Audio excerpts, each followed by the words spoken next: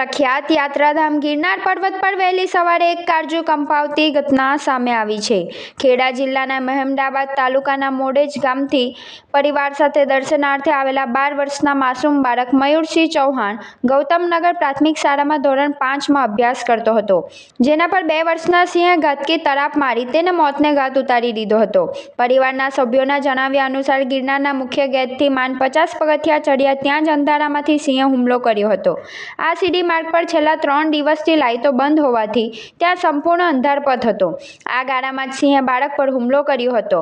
One વિભાગની ટીમોએ વહેલી સવારથી ટ્રેકર્સની મદદથી જંગલમાં મોટું સર્ચ ઓપરેશન હાથ ધરીને મુખ્ય હુમલાખોર સિંહની તપાસ આદરી હતી અને શંકાસ્પદ સિંહોને પણ પાંજરે પૂર્યા હતા। પકડાયેલા સિંહના તબીબી પરીક્ષણ દરમિયાન તેની ઉલટીમાંથી માનવ શરીરના અંગો મળી આવતા વન વિભાગે પણ સ્વીકાર્યું છે કે આ જ સિંહે બાળકનો શિકાર કર્યો હતો। ગામ મોદજ તાલુકા મહેમદાવાદ જિલ્લો ખેડા। આજે સવારે શું ઘટના બની અને તમારી શું માંગ છે? અમારે સવારમાં જ્યારે ગિરનારની સીડીઓ ચડતા હતા ત્યાંથી મેન ગેટથી 50 સીડીઓ ઉપર ચડ્યા અને ત્યાંથી અમારા 11 વર્ષનું એક બાળક હતું, અમારા ભત્રીજો થાય, એને પાછળથી હુમલો થયો વાઘનો। વાઘ સિંહે કોઈ ખ્યાલ નહીં આવ્યો કારણ કે લાઇટની સગવડ સહ નહીં અહીંયા, એ લઈ ગયા અને અત્યાર લગીને ફોરેસ્ટ વિભાગ એમની તપાસ કરે છે, ચાલુ છે। પણ મારી માંગ એટલી જ છે કે ભાઈ ગિરનારની સીડીઓ પર લાઇટની સગવડ પહેલી કરો, કારણ કે લાઇટની સગવડ નથી એના કારણે અંધારા અમને ખ્યાલ આવ્યો નહીં અને અમે તપાસ કરીએ કે નહીં કે પાછળ પીછો કરી શકે નહીં। અચ્છા, અને બીજા કોઈ ફોરેસ્ટ કર્મીની સુવિધા હતી કે ફોરેસ્ટ કર્મી કોઈ હતા કરી? ના, કોઈ હાજર હતું નહીં ત્યારે। તો સૌથી પહેલાં તમે કોને જાણ કરી?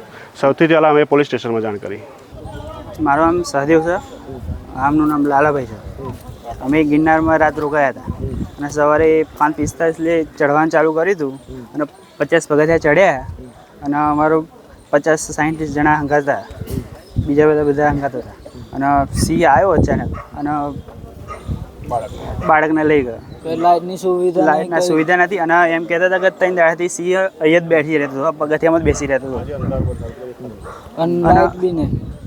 અને કેટલા વર્ષનું બાળક હતું? બાળક મયુરસિંહ મહેન્દ્રસિંહ।